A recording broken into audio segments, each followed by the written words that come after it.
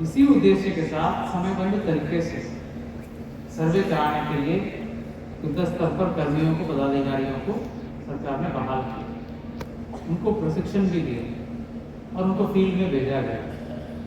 कार्यक्रम निर्धारित किया गया है। कार्यक्रम के अनुसार सभी लोगों को जानकारी दी है कि ये कार्यक्रम है, आपको चरणबद्ध तरीके से ऐसे ऐसा कार्यक्रम चलेगा। सार्वजनिक करने के बाद लोगों को भी ज़्यादातर जगहों में सहयोग मिल रहा है।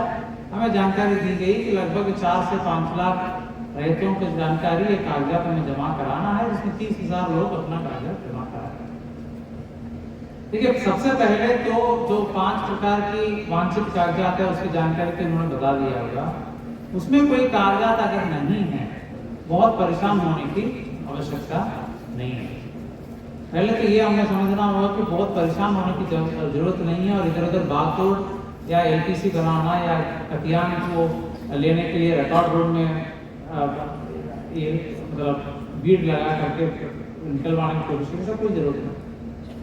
आपके पास जो कागजात है वो आप जमा कर सकते हैं और अगला चरण में अगर कागजात नहीं भी हो, उसको जो वास्तविक स्थिति है उसको जांच कर करके निर्णय लिया जाए। अब इसमें कई प्रकार की कॉम्प्लिकेशंस जो है फील्ड में देखने को मिल रहा था। जैसे बदलेन की जमीन में क्या किया गया, गांव में बदलेन में बहुत सालों से चला रहा है, कब्जा में है, लेकिन हमने कागजात नहीं बनाया। उसके लिए आज सरकार की तरफ से क्लैरिफिकेशन आया है और बंदोबस्त अधिकारी भी आपको बताना है। जैसे हम पर्चा लेकर के हम रह रहे हैं, लेकिन मेरे पास पर्चा का कागजात नहीं है, अंचल में भी नहीं है, तो उसके संदर्भ में जांच कर करके वास्तविक जांच कर करके निर्णय लिया जाए। या आपका 2 भाई हैं, एक भाई ज्यादा हिस्सा की जमीन बेच दिए हैं, उसमें क्या क्या होगा। तो ये सब मामला के लिए हमें समझना होगा कि इसमें 3 टायर सिस्टम है। जो बिना विवाद का सब कुछ सही है वो आप जाएंगे, अमीन जाएंगे, कानून जाएंगे, वहां पर मामला सॉर्ट आउट हो गया, किसी की कोई आपत्ति नहीं है। आप जहां आपत्ति की बात आएगी, जांच किया गया है, एएसओ है, उसके ऊपर बंदोबस्त पदाधिकारी है। इसके अलावा ड्राफ्ट के बाद आपत्ति लेने का भी समय है। तो इन कॉम्प्लिकेशन को सही ढंग से जांच कर करके उचित निर्णय राजस्व अधिनियम और नियमों के आलोक में लेने का क्षमता और अथॉरिटी रखते हैं बंदोबस्त पदाधिकारी। ये लिया जाए निर्णय, सही समय पर सही निर्णय लिया जाए, उसको परेशान होने की जरूरत नहीं। और कई प्रकार की इश्यूज बताया गया है, जैसे कि अगर दादाजी की जमीन है और बहन जो है गांव में, एक प्रकृति चलता है कि बेटियों अपने भी इच्छा से जमीन लेने के लिए इच्छुक नहीं रहती हैं और जो शेष बचे हुए खानदान में बट जाता है और उनके द्वारा फिर अपना जो आगे खानदान में भी जमीन बट गया है। लेकिन आज के तारीख में कागजात अगर दादाजी और उनके पूर्वज के नाम पर हैं, तो बेटियों का खानदान अगर दावा करें इसमें क्या होगा। ये सब समस्या को लेकर के जैसे मैंने कहा वो उचित निर्णय और उचित समाधान किया जाएगा सुनवाई करके।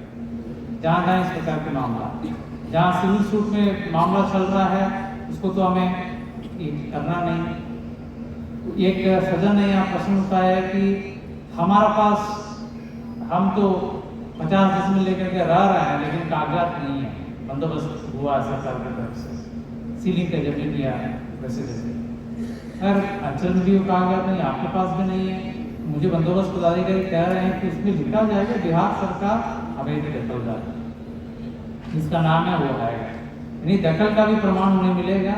एट द सेम टाइम कागजात अगर नहीं है तो वो एसिडिस रहेगा कागजात के खोज में, भविष्य में अगर मिलेगा तो उसको रेगुलराइज किया जाएगा, जैसे भी आगे मामला है वो किया जाएगा।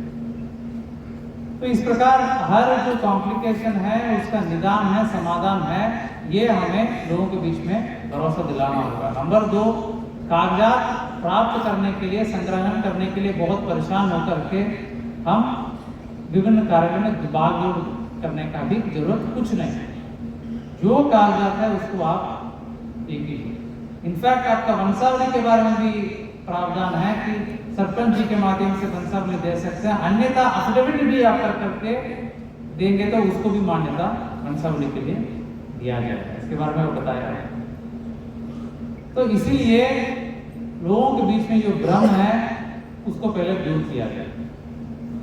दूसरा, जहां तक अब एक मेरे उपस्थिति में एक सज्जन पूछ रहे थे कि सार्वजनिक किया जाए सभी सीलिंग का जमीन जो भी बंदोबस्त हुआ।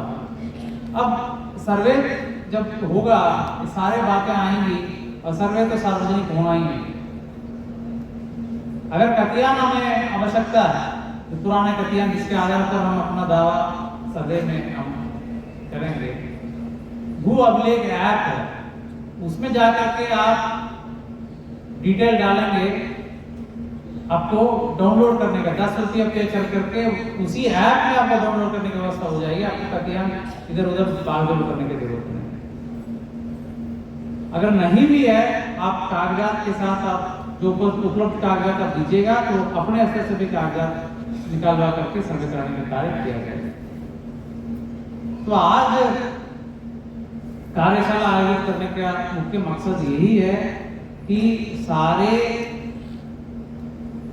जानकारी आपको रहे, कोई कंफ्यूजन भ्रम आपको नहीं रहे, और आपके माध्यम से लोगों को हम ये मैसेज कन्वे करना चाहते हैं कि पूरी तरह सरकार आपके साथ है। किसी भी चीज को लेकर के परेशान नहीं होना है। कहीं भी किसी का जो दावा है वो कहीं भी निरस्त नहीं किया जा रहा, ना ही किसी का अपने जमीन को कोई कुछ दिक्कत होने वाला है, कुछ भी नहीं होगा। बहुत ही चरणबद्ध तरीका से है, हर चरण में लोगों को मौका दिया जाएगा और उसको चेक देखा जाएगा। हाँ, हम लोग आपसे फीडबैक लेते रहेंगे, हर महीना या हर 2 महीना हम लोग निश्चित तौर पर आपसे समय समय पर फीडबैक लेंगे, क्योंकि आगे तो शुरुआत हुआ है। जो आने वाले समय में जो कार्यक्रम चल रहा है उसमें जो कठिनाई आ रही है हम लोग दूर करते जाएंगे। एक प्रारंभिक आप कार्यशाला के रूप में आप इसको समझिए।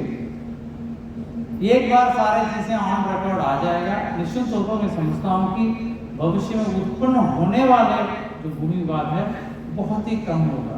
आने वाले दिनों में बहुत कम भूमि विवाद घटित होगा अगर सारे पदाधिकारी में उपस्थित है। कहीं भी कुछ गड़बड़ी का शिकायत होगा तो बहुत कठोर से कठोर हम लोग कार्रवाई करेंगे। एक वीडियो हुआ था, अगर प्रमाण के साथ जांच उपकरण सही पाया गया, वीडियो वायरल हुआ था, उसके तहत एक अमीन को हम लोगों ने बर्खास्तगी को भेजा है और उनको सभी कार्य से अलग कर लिया गया एक प्रकरण से फतेहपुर। तो ऐसे अगर कुछ इधर उधर का कहीं शिकायत हो तो किसी को छोड़ा नहीं जा रहा है, और सारे कागजात अंचल में भी हम लोग उसको संग्रहित करके जो उपलब्ध कागज है उसको हम लोग सर्वे कार्यालय में उपलब्ध कराएंगे। आज के मुख्य मकसद आयोजित करने के लिए यही था। मैं समझता हूँ कि पूरे कार्यक्रम की जानकारी और जो फ्रीक्वेंटली आस्क्ड क्वेश्चन, जो प्रश्न लोगों का मन में है उसको डिटेल बना करके आपको डिटेल से बातचीत कर ली होगी। अंचल में भी हम लोग इसको भेज देंगे, वहाँ से भी इसको डिस्ट्रीब्यूट किया जाए। हम तो उस पदाधिकारी से अनुरोध है कि अंचल में भी जो FAQ उसको आप लोग बनाए हैं उसको CO उसको जो सभी लोग हैं आप लोग भी अपने कार्यालय के माध्यम से सभी लोगों को, जनप्रतिनिधियों को और जहाँ जहाँ आवश्यक हो लोगों को दिया जाए, ताकि लोगों को जानकारी रहे कि किस परिस्थिति में जो दिक्कत आ रही है। जैसे इन्होंने बंदोबस्त पदाधिकारी बहुत अच्छा मेहनत करके लगभग 25-30 प्रकार की कॉम्प्लिकेशन जो सामान्यतः हम लोग देखते हैं उसको उन्होंने लिस्ट किया, सूचीबद्ध किया, और उस परिस्थिति में क्या हम लोग निर्णय ले रहे हैं या क्या उसका जवाब है वो भी उसको दर्शाएगा। तो उस कार्यावली को आप लोग देख लें, पढ़ लें, और उसके बावजूद भी अगर मामला छूटा हुआ हो, अन्य प्रकार के मामला आएगा तो डेफिनेटली आप लोग हम लोगों से संपर्क कर सकते हैं। सर्वे कार्यालय जो है रेवेन्यू ट्रेनिंग इंस्टीट्यूट जो बोधगया में यहीं पर है। कभी भी आपको कोई दिक्कत है तो आप व्यक्तिगत तौर पर भी आकर के इनसे मिल सकते हैं। ASO हैं उनसे मिल सकते हैं, और आप जानकारी प्राप्त कर सकते हैं। यही मेरा अनुरोध है कि आप लोग सहयोग करें।